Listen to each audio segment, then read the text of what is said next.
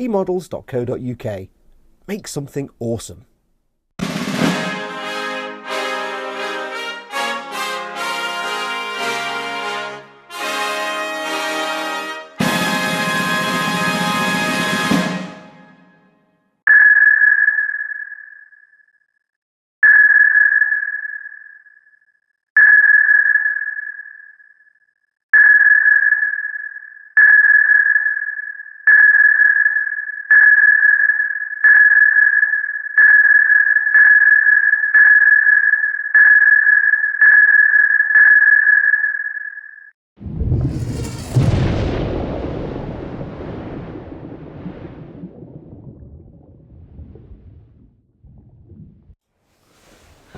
Right, here we are, back at the dinner table.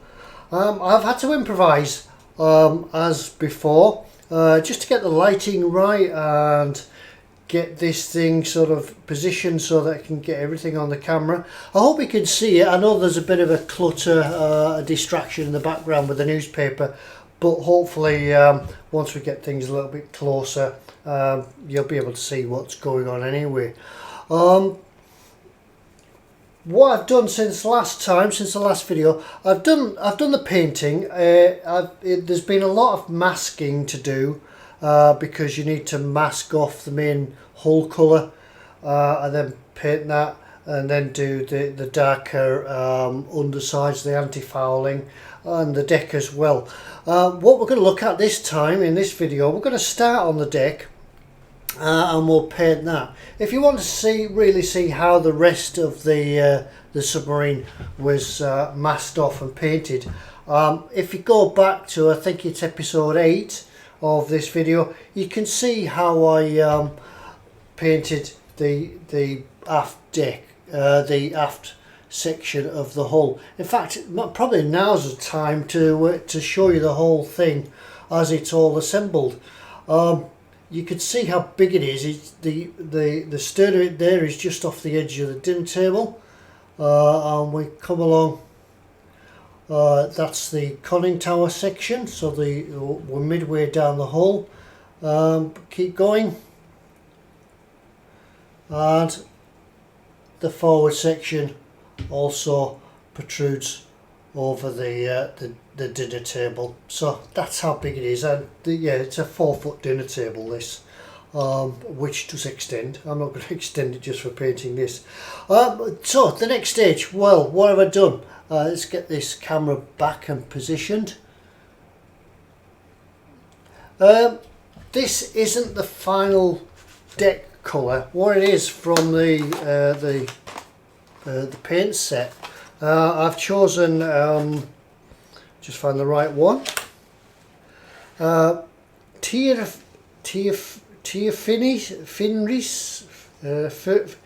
Furnace Faded, German Kriegsbreen, TF99. You know me and my German, what my German pronunciation's like.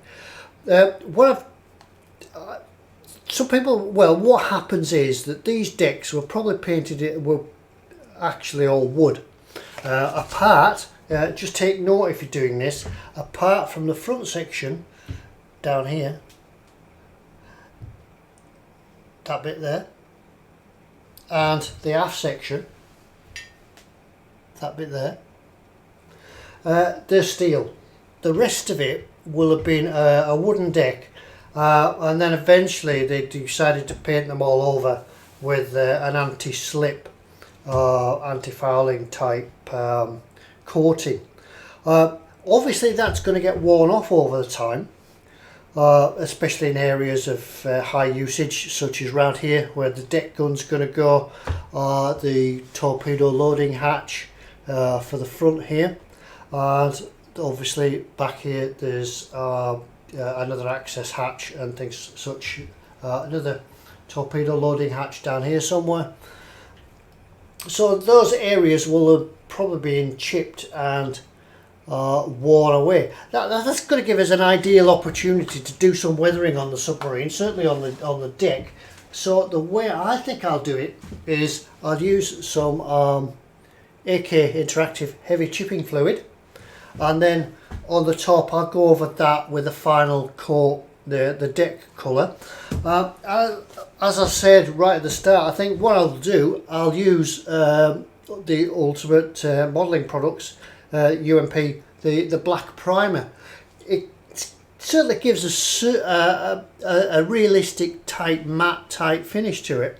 And this is hard enough on its own, so it's going to need no real after treating or anything like that. And we'll chip it off with that. So that's what I'm going to do. So apply this. We'll apply it with the airbrush. Now for the airbrush, I just use one of my sort of original airbrushes. It's one of these Chinese copies that you get off eBay or things like that. I've just kept it just for applying clear coats and things like that, so I'm not putting it clear coat through an airbrush that probably I might forget to clean up, if you know what I mean. Anyway, that's what I'm going to do. So I'll go off and get this prepared, ready for spraying, because I've got to rejig everything and set everything up and get the compressor up. And we'll get first coat of this on, allow that to go off a little bit, and then a coat of that, and we can probably start chipping all in the same day. So right, we'll get that done. See you in a minute. Right, that's the chipping dried now, the chipping fluid dried. Now it's time to put on the top coat. As I said, I'm using UMP primer. This goes on 20 to 30 psi, size 4 needle or bigger, and this will go straight on and we'll allow it to dry. As you can see, everything's masked off. I've left it masked off until I've got it all painted. I didn't want any overspray from the deck, so I just left the masking on. You may notice that some of the masking is see-through. I've actually used cling film for such a large model. I didn't want to be messing around with lots of sheets of paper and stuff like that. So cling film's ideal. It contours to the surface, holds well and easy to apply, and it's relatively cheap as well. This stuff, deck colour going on, nice and smooth, just covering everything up. Don't really need a thick coat of it, because you could still let that wood deck show through just a little bit. Of course you can thicken it up in spots if you want. It's entirely up to you, but I'll just leave it as some thin coats. Getting the whole lot done once again. Go out a shot as a spray.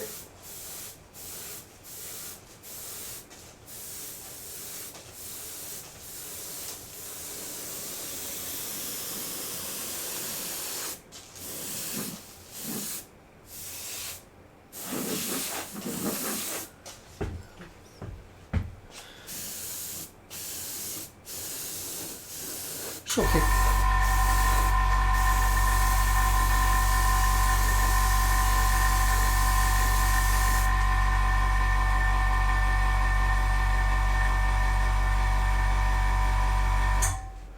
Something therapeutic about airbrushing. It's always quite nice to do.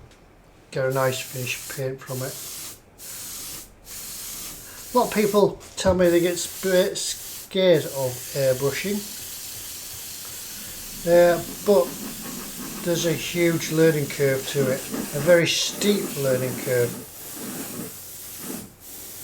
and once you get the hang of it, never go back really. Let's top the spray cup up again. Now your chipping fluid will stay active for quite a while.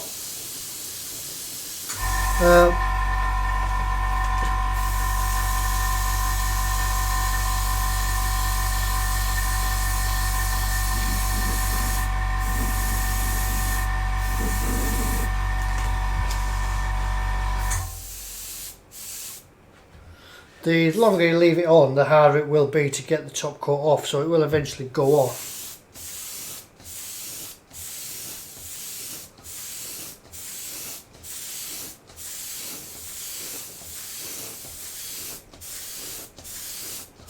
And you won't be able to chip anymore.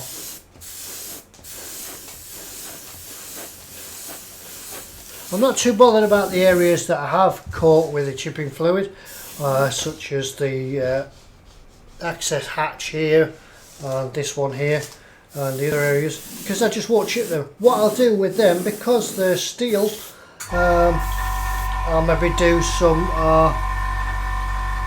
post chipping.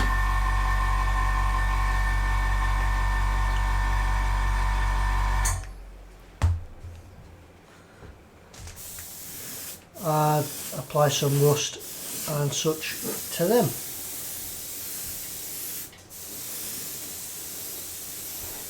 Now what I'm going to have to do now, I'll go around the other side. Because I'm only spraying from one direction, I reckon that the paint has only caught the tops on this side of the deck detail. So I'll go around the other side and spray from the other direction, and we'll get back when this is dry and we'll start some chipping. It's easy as that, really. Alright, I'll continue with this, be back in a minute and we'll do some chipping. The fun bit starts. Right, back to it, here we are. Ready for some chipping. Well, I hope we're going to do some chipping, because if this doesn't work, I'll have to do post chipping on everything, and it'll be a long arduous job. I'll just show you a short section, move the camera around a little bit so I can get the bit that we want to see. We'll look at doing this bit around the gun. We'll chip this. If I was to show you the whole chipping of the whole deck, this video will go on for hours and hours. So we'll show you the general way how it works, well, how hopefully it works, and then we can get on to the big reveal, which I'm really waiting for, when we can take all this masking off. I could do it now, but we'll wait and do a big reveal at the end. Then after that we'll look at doing some rust and streaking and things like that. Right, so what do we need? Well, we need some water. I've got some slightly tepid water. It will work with cold, but I think a little tepid or warm water works a little bit faster. An old scruffy tooth paintbrush, bit rough, a bit neglected. A toothbrush sometimes comes in handy, although I find that they may be a little bit too harsh, perhaps especially if you're doing like scratches and things like that. And some toothpicks, and anything else pointy, sticky sort of things to hand. So we'll have a go at this. What we'll do first, we'll just put some water on, try and activate the chipping compound again. Chipping fluid compound, chipping fluid, and just give that a minute for get it to soak in. Take a toothpick, just there we go, just comes off like that. Can you, we'll zoom in a little bit, let's adjust the camera.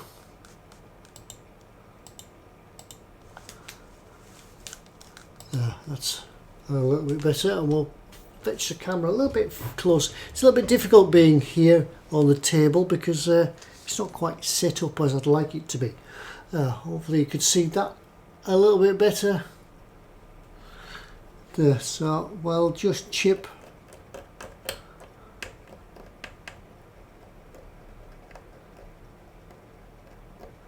around there.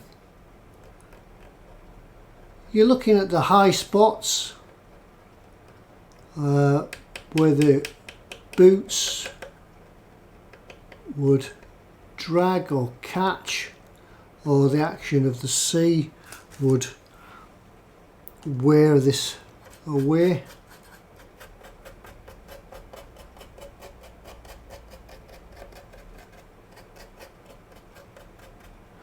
And some around the hatch here as well. Now here under this bit, I can't see it. Here under this bit would be the access to the torpedo room, and there's a little scene set with a group of guys loading a torpedo down in the torpedo room. I'm actually going to leave it off on this model. I had a long hard think about it. Yeah, it adds to it, but I also think it spoils the lines a little bit of the submarine. The gun crew could be in action or preparing for action while the boat's on the surface, and also as well to really show the torpedo going down into the torpedo compartment. I think we'd need to rig up to have it authentic. Would need to rig up some block and tackle, because the way it's displayed is the torpedo would just slide straight down the chute. So I'll leave it off. I've made it so that in the future I'll keep the bits together and it could be just added, because this hatch here does just lift off. I won't do it now, but it does.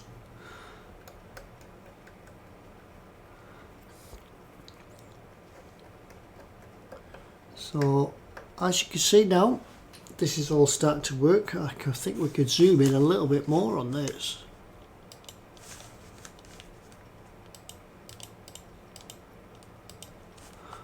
And move this over just a little bit.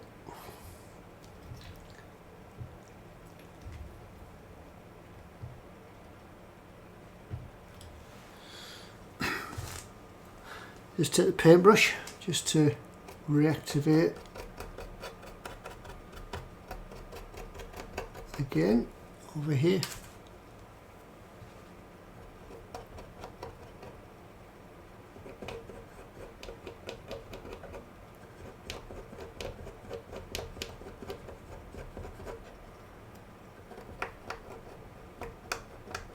If you took your toothbrush to it,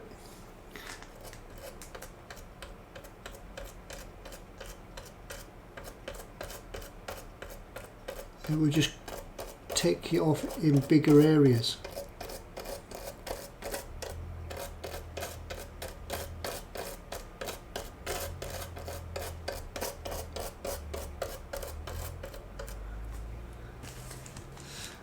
And once this dries, once the water dries out of it a little bit,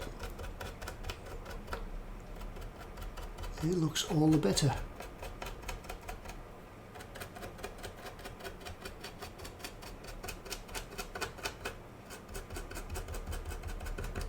Just give the water a second just to get underneath the paint.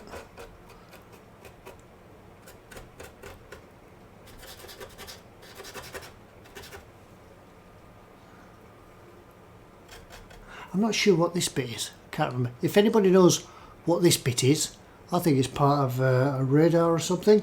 Let me know. Yeah, that's a point as well. These guardrails, there's a few of them. There's a couple just after the bridge, just down there a little bit, and a couple towards the rear end that the radio aerial's attached to. I think I've attached them a little bit too soon, because this submarine is so big, manhandling it around and such. They've been broke a few times, and it's caused a little bit of swearing because I've had to glue them back together. So leave the guardrails off until the end. They need to be painted anyway, the same hull grey, so you could leave them off.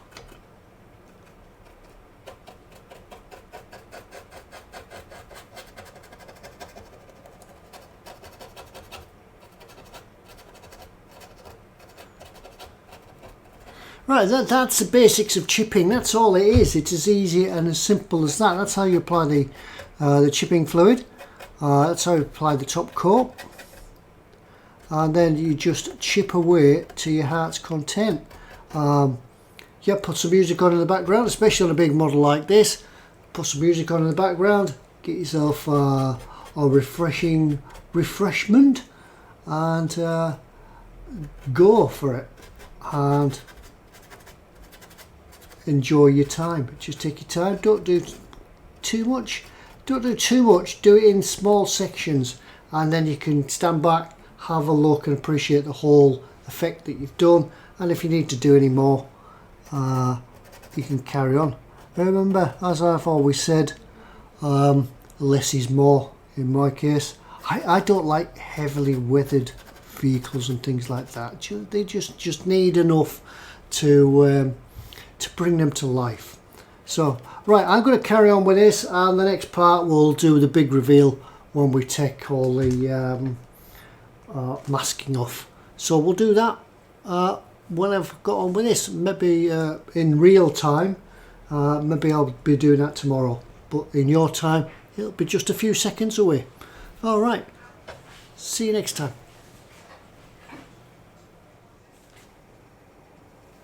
Okay, welcome back. I've gone on and finished and done the chipping. They might do a little bit more. It depends how it turns out, but I'm sure that when it's sort of weathered a bit further, and I've had some dust and streaking and things like that, it'll improve it immensely. Excuse the wobbly cam. We'll take the wobbly cam and we'll have a look at the deck. You can see here how the chipping's taken effect. I've just done little bits and pieces, not too much. I didn't want to scrape all the top coat off. And remember, just at the front end, the bow, that was all steel, so there wouldn't be any wooden decking under there, but we can use a different technique and we'll weather that up soon. I've put the deck gun on. I painted the deck gun up and painted that, positioned that, and also now the conning tower has gone in position and finally fixed. Let's just put the camera back on the stand so it's a little bit less wobbly. We can have a look at the whole thing. Trying my best BBC camera panning techniques. We start right at the front end, the bow, and we have another look right down the deck gun, 8.8 millimeters, not to be confused with the famous 88 gun, the anti-aircraft, anti-tank gun, and I believe fit in the Tiger as well. It's not an 88. It's an 8. Well, it's an 8.8, but it's a different weight of shot as well. It's not the same ammunition as the 88. Just a little bit of useless information there. Carrying down on the back, more weathering there. It's really difficult to film this, get the lighting right so that you can see everything. And then back down to the stern, and once again the steel plating down here without the wood on it. Right, what we're going to do now, I'll reposition the camera, and it's time to take all this masking off, and we'll see what the whole submarine looks like. I've been waiting ages to do this. It's like Christmas when you unwrap a present. So I'll just reposition everything, and then we can have a look. We'll start at the bow. We'll have a look, and we'll start and take some of the masking off. Right, I'll go get that done. Right, repositioned. Here we go. I've absolutely no idea. It's always one of those things when you come to take masking off, you don't know what the result's going to be underneath, whether it's been successful or you've had a bit of paint bleed. Either way, if it's bad, yeah, we'll find ways of touching it up. Just a few simple things just to take the masking off, as you know: scalpel, pair of tweezers, and bitten fingernails. So here goes. Let's have a look. One shot of this, so I've got to make sure I film it properly. I know it's a bit reflective because of the lights reflecting on the cling film at the moment, but once that's out the way, it'll tone it down a little bit. So we'll take that bit off, and the cling film round here. This is just the standard masking tape, but I've got Tamiya tape underneath. I'll probably, hopefully, find that it won't stick to the paint, but once again, we can fix it up if it does. We'll have a look at the other side as well. I'll either film it or put some pictures up of the result on the other side.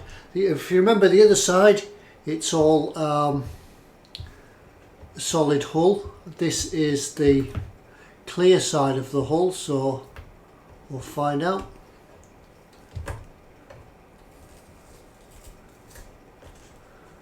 Let's take the masking tape off and just keep the suspense, the big masking tape off, keep the suspense going a little bit longer.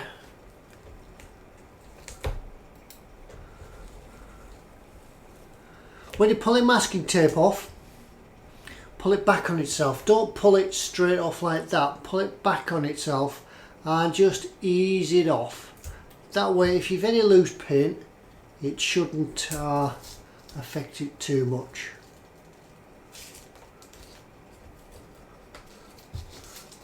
Get that out of the way.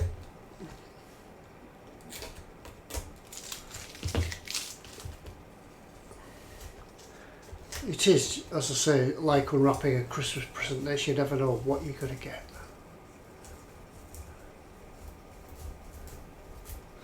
So we can see the whole colour coming through now. These freeing ports on this side, I didn't drill them out like I did on the other side, so we're probably going to have to go around and just blacken them all in. But that's to be decided. So that's it. That's that one. Now then, the water line.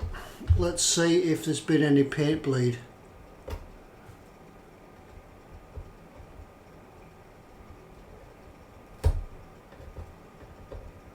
Just find an edge.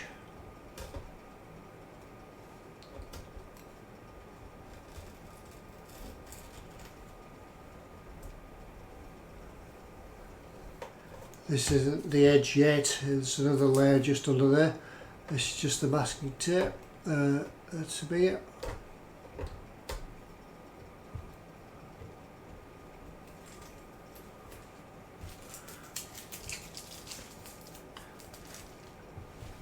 The paint guide in the kit is quite good actually, because it's detailed enough that you can actually count the number of rivets to make sure that you're getting the water line in the right place.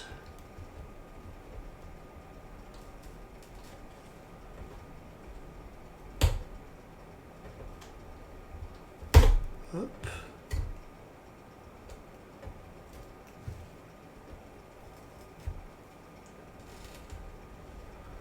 There we go. A moment of truth. That looks okay so far. This is just some masking tape just under here.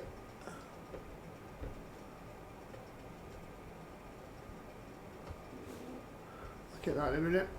Work around the hose pipe, the anchor.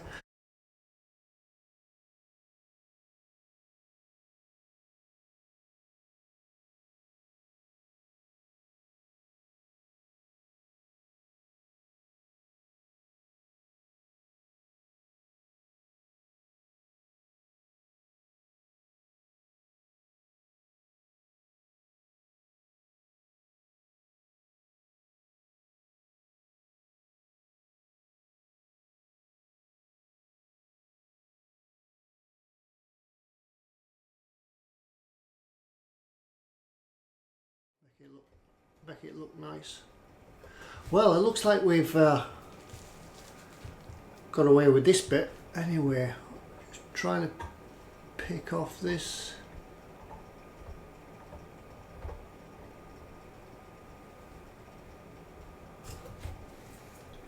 Looking good. And the next bit of waterline.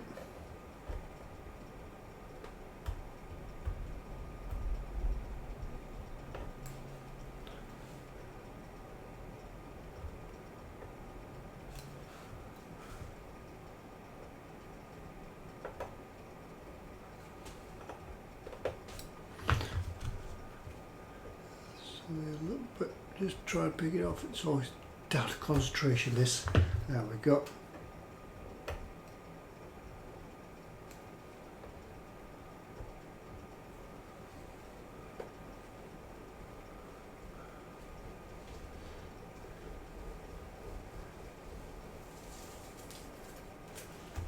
There. Just the tiniest touch of paint bleed just around here, but we could soon touch that up and put that right.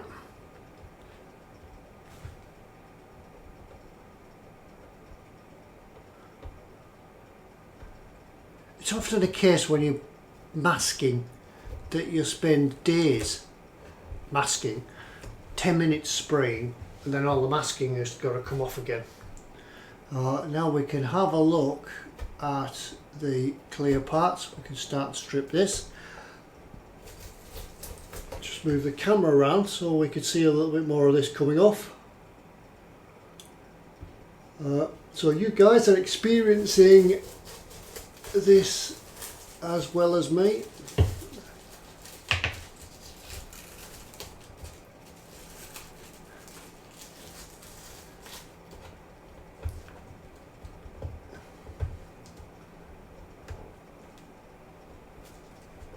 Just try to find the end.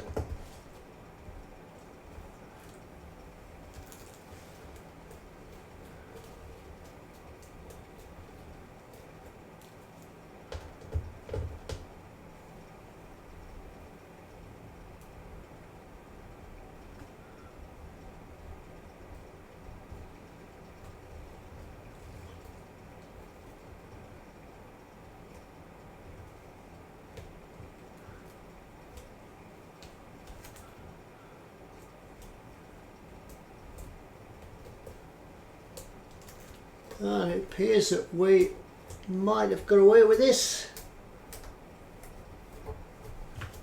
No paper leads so far, none that I can see anyway. Right, that's the, well, let's position the camera and I can unstick this. Off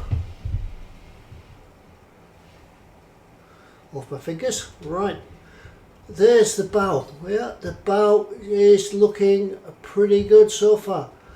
There's still all that masking to come off, so I'll go get that done. Once again, I'll come back and we'll show it all done, and then we're on to the last stages, the final stages of the weathering. Alright then. Right, I've taken all the wrapping off, all the masking, and then I went along and as you can see I've done some weathering on the hull. I continued doing that after taking the masking off because it takes an absolute age to do, and I wanted to get a right process ongoing so I could show you what was happening. You caught me just at the moment as I'm just finishing off what I'm doing on this side, whereas on the other side the freeing ports were all drilled and cut out. This is the acrylic clear side. I didn't want to cut these freeing ports out because the acrylic, I considered the acrylic could be quite brittle and there could be a risk that it would slip, crack the acrylic, and then we're goosed really.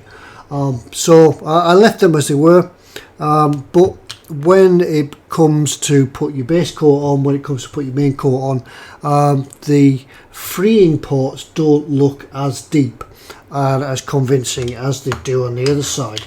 So what I'm doing here, I've got some artist's oil paints, thinned them down with some odorless thinner. Just the same as if you were doing a paddle line on an aircraft or a tank or anything like that, and then just using the tip of a brush just to let the fluid flow into the freeing pots and fill them. No need to worry about rubbing it off because we could use the excess as part of the weathering as well. Just use a cotton bud just to drag it down, and I think it leaves quite an interesting look to the freeing pots. So that's all there is to that, really. As I say, it's just the same as doing paddle lines. Just let it flow in and work from there. After that, give the vessel a bit of a patina using the famous gunk wash with the Starship Filth, the Absalom 502 from E-Models, and to work it from there. That's basically all there is to it. It's long and tedious. There's a lot to do on this, but it does all add to the effect. So I'll go and just finish this little bit off, leave it for maybe a cup of tea, sandwich or something, a bit of lunch, leave it over lunch. It should have gone off enough by then that we can carry on and do some the next stage of weathering. I've left the anchor. We'll do it all this end. I'll show you how we did all this. We'll do the anchor, a little bit of weathering on that, and some below the waterline streaks and grime. Remember, submarines, ships below the waterline, unless they're out of the water for a long time, don't particularly rust or anything like that. They'll become stained, and the anti-fouling might be a bit chipped, but we'll have a look at that as we go on. Right, I'll just go finish this. I've got to have a cup of tea and a sandwich, and then we can get back onto the next stage. Alright. Right, here we are. Had lunch, had a cup of tea, done some chores for the good lady, and we're back. Now we're going to look at doing some of this weathering, sort of streaks and things like that. It's really up to you how you want to do it. What you want to use, how you want to do it is endless. I'll show you a few things that I've got and how I use them, and hopefully you'll be able to have a go, see the basics of how it's done, and then sort of twist and amend things to suit yourself. But we're looking at the whole of the bow, but the rest of the submarine is basically the same. So we'll get on and have a look at how we do it. Now, what do we need? Well, we need some differing brushes, some pointy ones and some flat ones, and some wedgy shaped ones. We need some odorless thinners. I've got the Absalom ones. I'll put them outside to the side as we get them. Obviously, the famous Starship Filth, that comes in an oil brusher as well now, so you can use it as that. I've got some slimy grime light, and there's also a dark one there as well, slimy grime dark. You use a lot of this streaking rust streak effects. Streaking rust effects, AMIG 1204. I've got some exhaust wash. I actually use that down the back end for the exhaust themselves. It's quite good. Winter streaking grime. Yeah, use some of that. And some ship's weathering colours. This is from AK. This is salt streaks for ships. It actually comes in a packet, if I can find it. That one. Ship's weathering, the naval set. It contains dark wash for wooden decks, so if you're building a warship, a surface ship, you can use it on there. These submarines, as you know, do have wooden decks, but this one I've painted overall in black, as though it's had the anti-slip sort of adhesive put on it. The streaking grime for light ships and salt streaks for ships. You can use them as well. I've got the streaking grime for light ships somewhere as well, but I can't find it. I'll find it in a minute anyway. Right, what do we do? Yeah, dead easy. You'll want a little bit of Absolute 502 in a little tray. I use these because I've been, well, as you know, I've been ill, and that's just pouring all over. Because I've been ill, I've got masses of medicine pill dispensers. Brilliant for dispensing small amounts of painting. So we'll use that as well.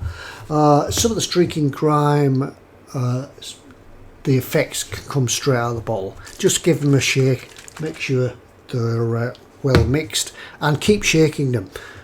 Keep shaking them throughout the use as well. And also some cotton buds and an oily rag. Well, not an oily rag, but a rag or a tissue, anything like that. Just whatever's to hand and what you use to feel comfy.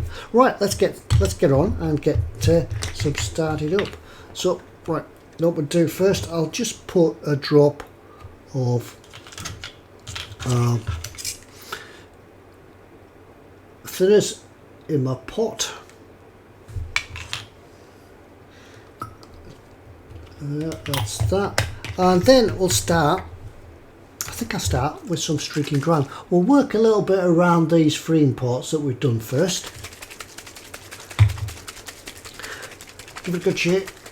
It's quite difficult to try to keep in shot with this because the boat's so big. I've had to position the camera and the boat. The back end of the boat is down there, hanging over the end of the table. Hopefully nobody will walk in and walk through and knock it off. But here we go. Right.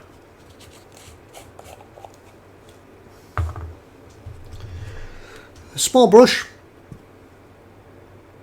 Just fill it. And then what we could do here, what we'll look here, I'll just move the camera up a little bit.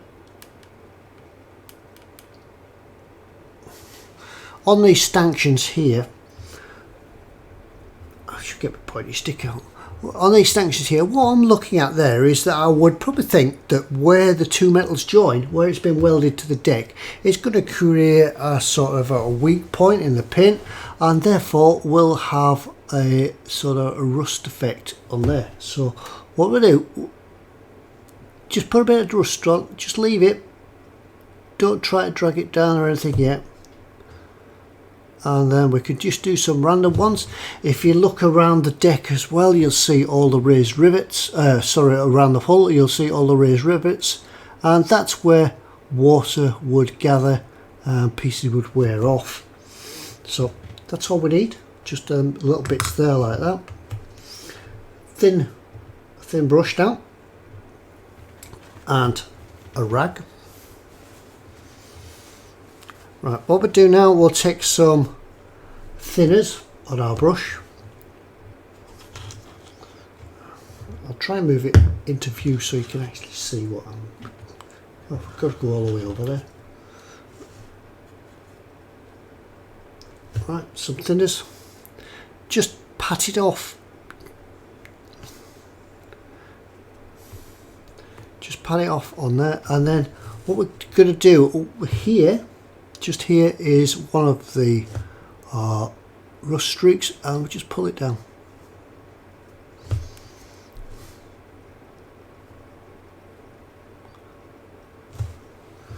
And that's simply it. That one's not as heavy as we thought it would be, so we can put a bit more back on.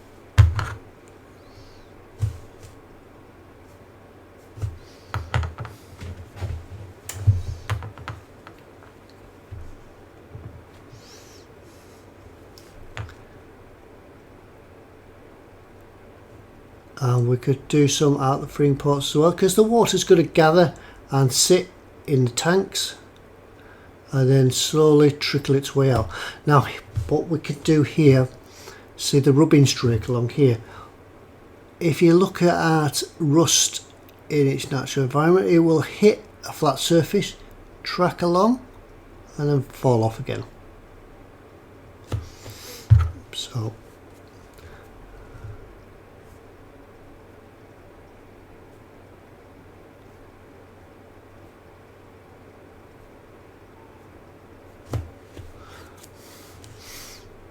it's just a matter of just a flick. Believe me, when you've done so much of a submarine, you'll soon get the hang of this.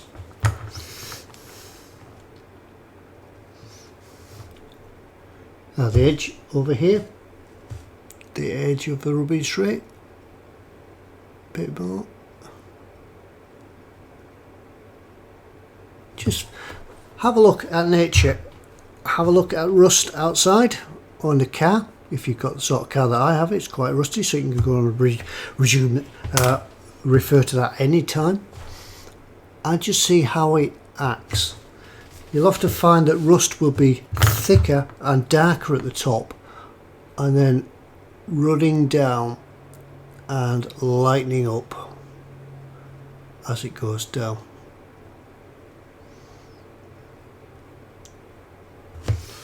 So we can see here how we're already getting some sorts of effects and streaks and runnings.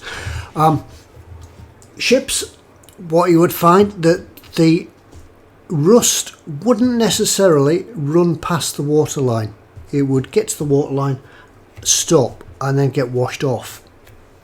So we're using this area here as our waterline. That's where the submarine would sit. This is the anti-fouling underneath, and that's where it would sit.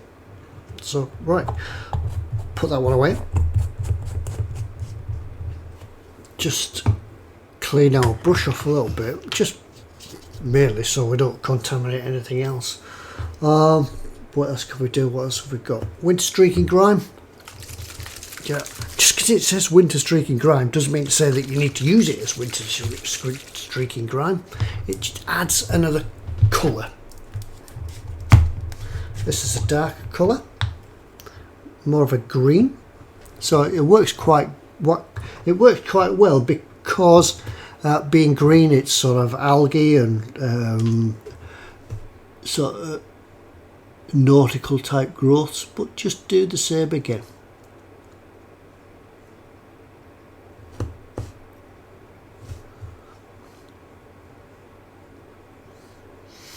You can add it to your rust.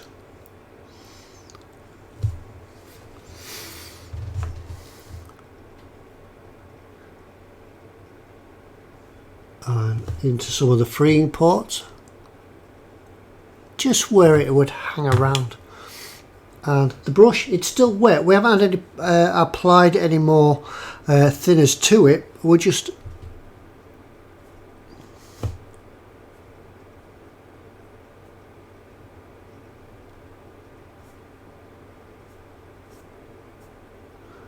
there, see?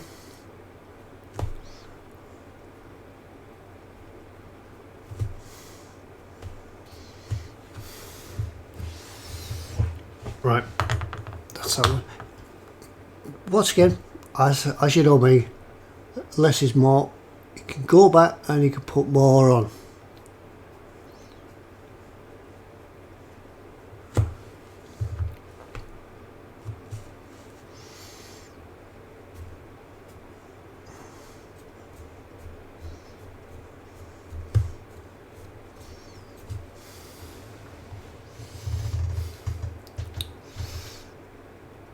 Could really quite enjoy doing this. A little bit more winter streaking grime.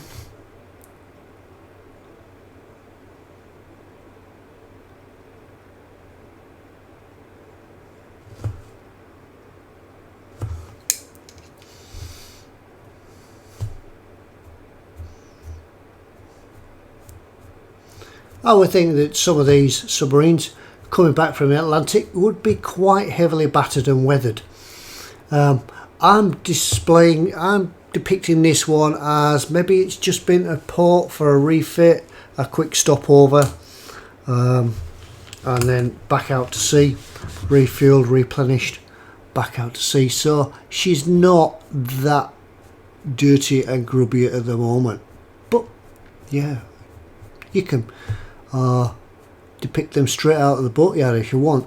I believe that after they'd gone back from route patrol and went to the naval bases at Kiel and other places like that, they would have received a fresh coat of paint. Whether that's true or how good a coat of paint, I just think it'd be a quick splash of paint and a coat of looking at. You see there, see how we've only done what, 10 minutes and we're giving it quite a good look already. So that's about it. Now then, the next one, we could do all these. We could do all these as much or as little as we like.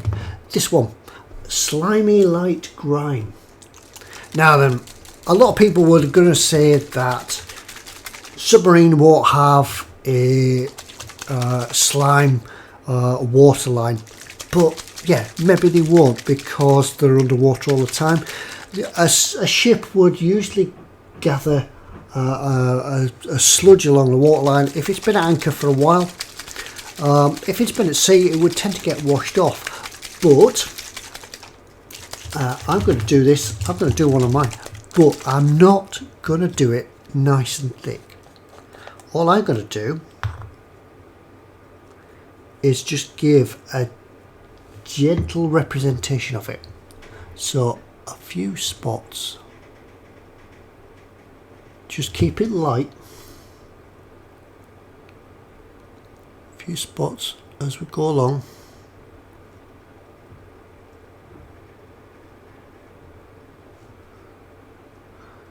And this will depict the waterline. It won't go any lower and it won't go any higher, or not much higher anyway. But if we just wondering if we could zoom in a little bit. Hang on, let's see if we could zoom in.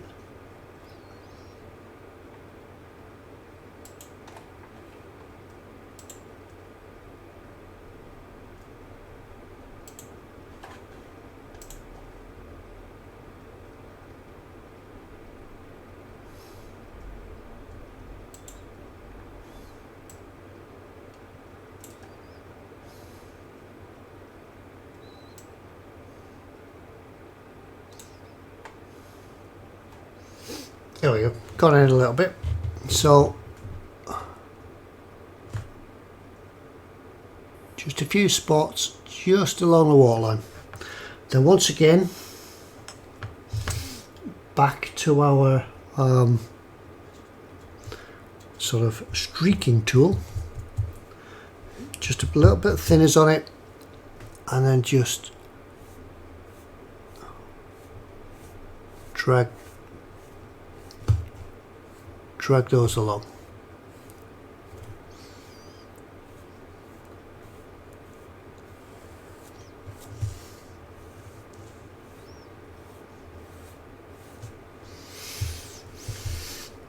Now it's quite subtle here, but you won't really be able to see that, so once it dries off, let's just put a touch more on again. I think our brush might have been a little bit wet and just taking it off.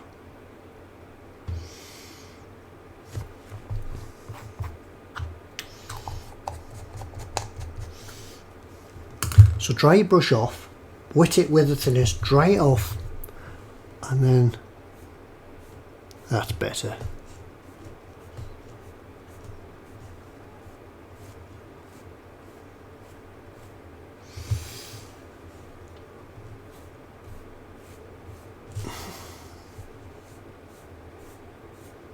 And that, it's there, believe me, you might not be able to see it on the video, but it's there. It just gives that, you know, you catch it in the right light and you'll see like just a green sort of patina, maybe is that the right word, patina, as you see it along there. Right, leave that to dry and then we'll come back, we'll reposition and we'll have a look at weathering up the anchor. All right. Right. Can you see along there? Maybe not. I could certainly see here. You can see a green sort of algae type mark along there. Maybe it's a little bit difficult in the lighting to see, but you can see how the other sort of streaks and things have all taken effect now and looking quite good. We're going to look at the anchor. We can use some pigments on here. I've got light rust, black. Don't know whether I'll use black. A light rust wash, that's the liquid, and I've got some heavy rust. I've just mislaid it. However, I did find, as I mentioned before, out of that kit was streaking grime for light grey ships. Could use that on here as well. So that's that one. I've lost one and found another. Never mind. We'll get on with this. I think if we start with a light rust wash first, that's going to help bond our fixative on. I've given it a light rust wash, that one. And then what I've been going across and doing, just do it again, is giving it a coat with some of the rust primers, the rust pigments. Using the streaking effects, the liquid effects, just to help the pigments bond. And that's really all there is to it. It's just a matter of mixing up your own formulas, using various rust pigments to get varying degrees of colour and texture. On about texture, yeah, we wouldn't be looking at a rust texture in this sort of scale. Maybe 1/16 scale or something like that. We can actually look at the texture of the rust, but in this scale we're more concerned about giving it the right colour. We can use some enamel thinners just to move things around a little bit.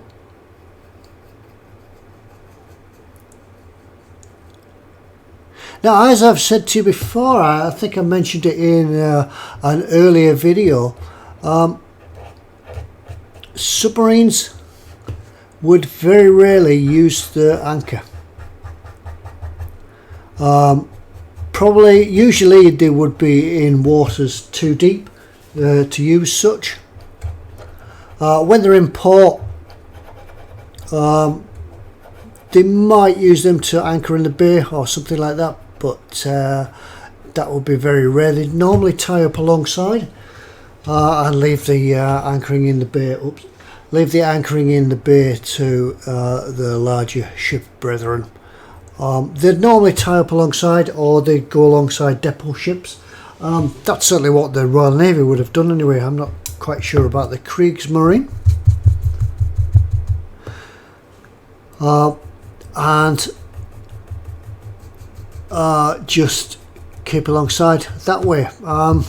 Yeah, I would think that any sort of anchoring by a submarine in any sort of a weather would be quite uncomfortable. So they'd probably try not to. They'd weather out the storm. If there was any bad weather, they'd be under the water, out of its way. Probably anchoring are used for manoeuvring, emergencies, things like that. Modern submarines, yes, they do have anchors, although you probably won't see them now. They're actually underneath the boat, just down under here, in the free flood system, and they're dropped from there. But yeah, they still do have anchors. Just take some of this, some of these weathering powders off here. just wondering if you could see in there now how we weathered that up. It's all a matter of just using your own combination and recipes for rusting, whatever works for you. I think what I'll do with this now, once I put the camera back down, I'll just touch it in. I think I'll just pick up some shadows just by touching on. So some black pigment, that's it. Now we can brush them around. Just a matter of moving them all around just till you're quite happy with it. As I say, you can then fix it with pigment fixer or any sort of enamel thinners will do the same job just to fix it. But there, that's that job done. That's another one done. Right, the next bit down here, we're going to look at putting some salt spray in there, because as we know, underneath the waterline wouldn't take that much weathering. It wouldn't be going rusty, but it would go rusty eventually. But in this case, we'll just do some salt weathering, and that'll be about bringing us to the end of weathering this submarine. So just let all this go off. Go and rearrange, get the next bits out. See you then. And the next stage, about the final stage of the hull weathering really. Naval salt streaks for ships. I'd never really seen this before until AK brought it out in a pack. I just wondered what it was like. So I've given it a go. I have used it on the back end on the aft end of the submarine and on the other side, and it seems to work quite well. I'm not so much streaking this one, but giving it sort of salt splodges. Is that a technical term? Splodges? It is now. Once again, make sure the pigment is well mixed within the carrier, and then sort of get it applied quite easily. Let's get the lid off.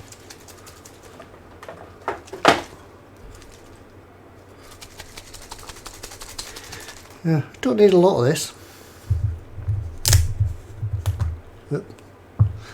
Just the same as all the other carrier enamels. Just a pigment with a carrier in. Find the right paintbrush. Once again, don't use anything too flash or fancy or expensive.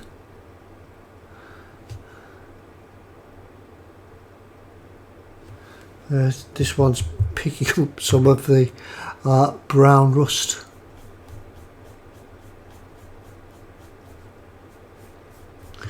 So maybe we'll find another brush and clean that one.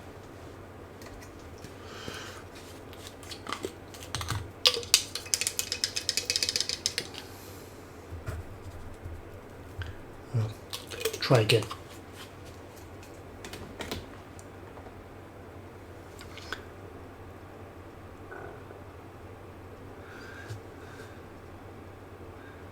Just give it spots.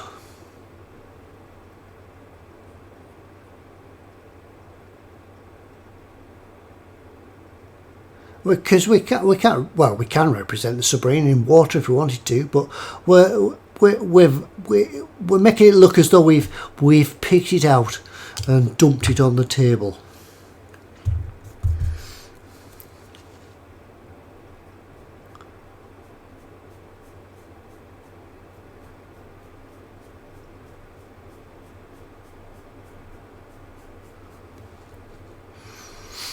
So what's happened then is that the salt, the water's evaporated and left a sort of salty type scum on the surface. It wouldn't be regular, it wouldn't be running down. I think on a warship, on a surface warship, yeah, you could perhaps depict some salty streaks. Let's put some more on.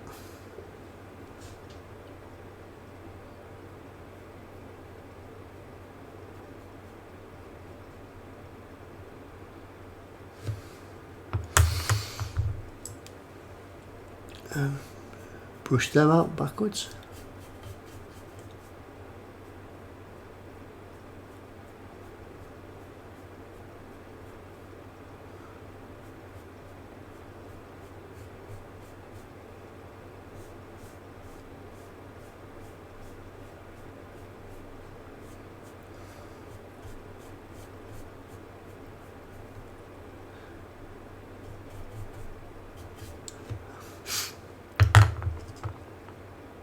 And some over here on the dive planes. I've got to be careful here because I can see that there is still some fixative pigments that have dropped onto the dive plane. I think we'll get away with it. I think we'll leave them on.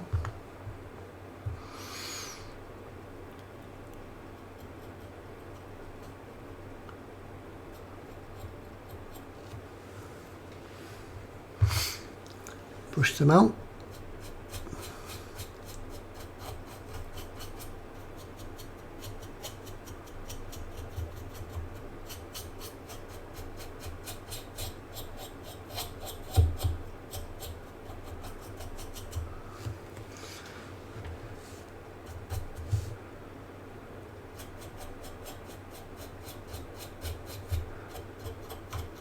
Just brushing them out, trying to make them not irregular, irregular.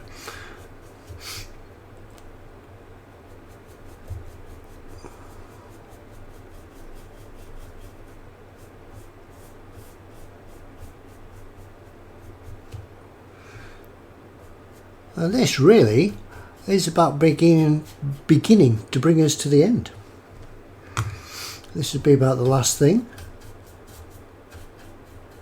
Just one more thing to do, and I shall do that next. I shall film that and have a final look around the submarine.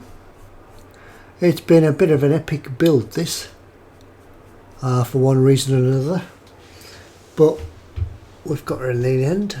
Sorry for keeping you waiting so long.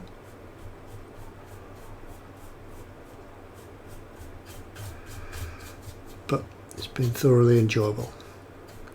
And that, I think, is about it for the weathering. You could go on and on. You could weather to your heart's content, but that is about it. Well, I've just done the front end. Hopefully I've given you an insight into how I've done the rest of it. You've obviously seen the, hopefully you've seen the section where I've weathered the conning tower. And that theme continues right the way along, really. We could use some of we could use some of these salt streaks on the hull as well. Just push them out.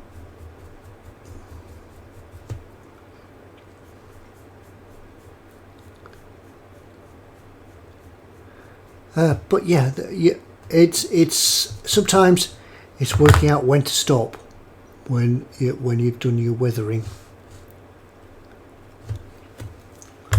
See, we're just by applying, dragging, and applying a bit more. But yeah, if you look back to the start of this video when you saw the hull, the front of it, and look at it now, I think we've done a reasonably good job. So we'll I'll go put things away and get reset up for the final part to fit on the submarine, and then we'll have a look around. But otherwise I think we're getting about done. Okay, I'll go and clear up, set up, get the camera out. How I'm going to film the whole thing, I have absolutely no idea. But we'll do that shortly. Okay. Alright, here it is. Here's the last bit. I don't know how I'm going to do this because I've never done these before, not like this anyway.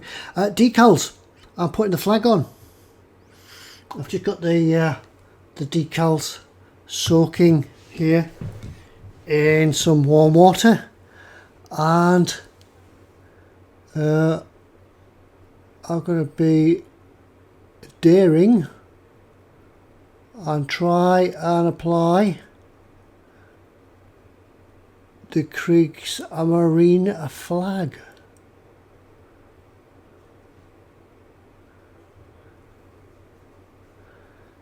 Now you may see that this hasn't got the swastika on it. They come as part of a separate decal, and I want you how to apply them as well. So I think what the best way to will be is to let this dry.